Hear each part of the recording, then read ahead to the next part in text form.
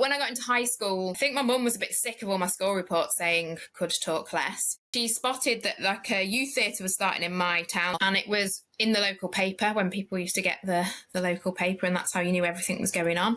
And it was really cheap. I think it was like £1 a week or something, which was quite important for my family. I didn't have ballet lessons or dance lessons or any of those things because they just weren't really within the kind of price reach of my family, but the youth theatre definitely was. So, and I loved it, and I got a real bug for it.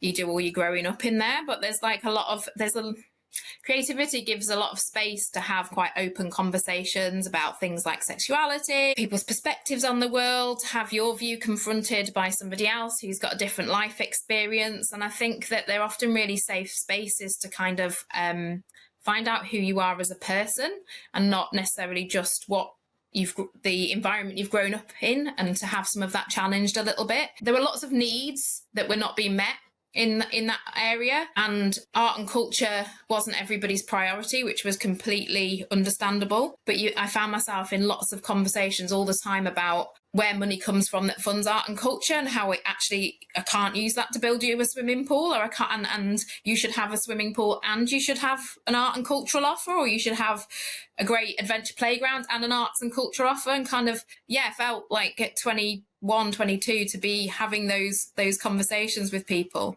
I think is a really good grounding. And I think, sadly, that the world hasn't moved on as much as I hoped it would, and those conversations still feel really relevant. You really got to believe in your own lived experience is your superpower. You have experiences that other people in those spaces haven't got, might not be able to relate to, might have once had, but quite a long time ago. And I think what I love about now in a leadership role, still being in spaces with young people, we've got younger people as trustees on our board, and is the conversations where they are able, I don't know if you remember, David, I think you were with us when we had this conversation about real living wages at board level, and one of our trustees, who was a young person, was able to talk about what it meant for them to work at minimum wage. I don't know many people working in this sector, I don't know about you, David, that had a master plan of a career.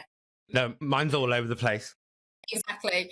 But I think if you're curious and if you follow opportunities, you will go on a wonderful adventure and you'll have some amazing experiences. And I think it's about not being closed down to possibilities or opportunities. And when they come up, if they feel right, saying yes, and being prepared to walk into the unknown to an extent and sort of see what happens. For me, that's a really exciting way to be able to spend your working life, which we spend a lot of time doing.